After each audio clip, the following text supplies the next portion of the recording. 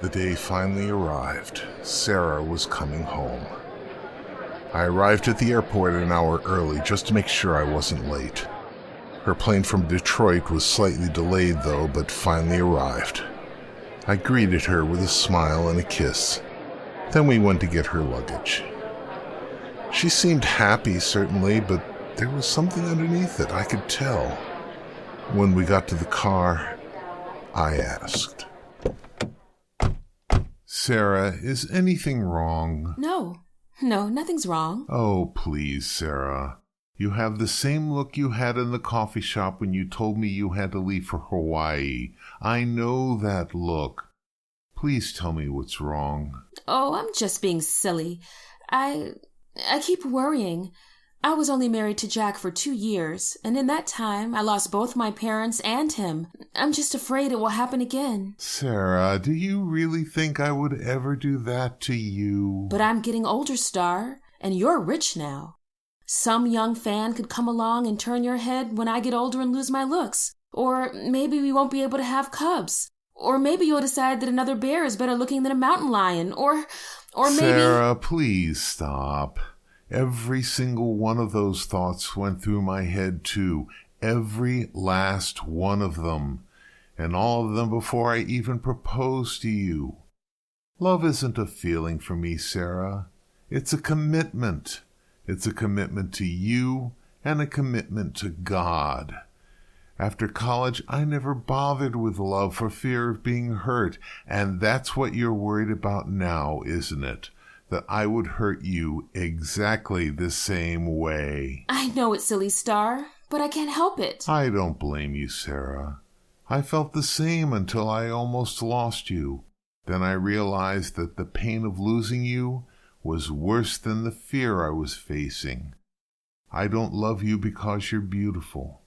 You're beautiful because I love you.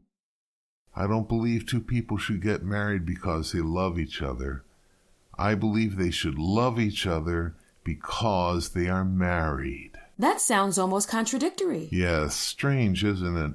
But it's true. Sarah, believe me, when I say I love you, I mean I will work every day to make our relationship work. And if we never have cubs, it's all right. We'll give our love to another child and adopt, someone who needs love, who needs a mother and a father. And if no woman or bear could turn my head in my 20s, Sarah, do you really think I would let one do it in my 30s? But you did. Lucky for me. Lucky for both of us. I know those fears won't go away easily, Sarah. You were hurt bad. But I will prove to you that I will work every day to heal that pain until barely a scar is left. Oh, Star, I want so badly to believe that. You may think that I'm talking foolish. You may think I'm wild and I'm free. You may wonder how I can promise you now this love that I feel for you always will be. But you're not just time that I'm killing. I've never been one of those guys. As sure as I live, this love that I give is gonna be yours until the day that I die. I'm gonna love you forever,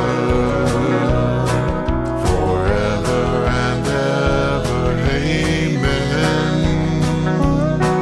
As long as old men sit and talk about the weather, as long as old women sit and talk about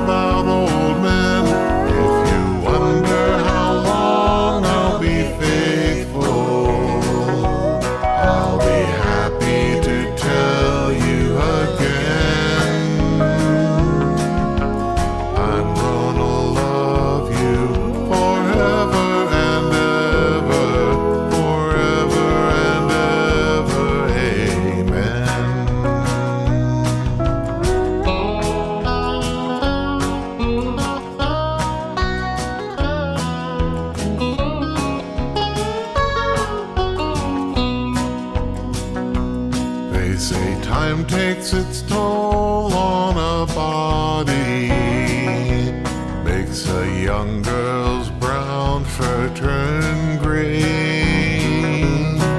But honey, I don't care, I'm not in love with your hair, and if it all turned white, well, I would love you anyway.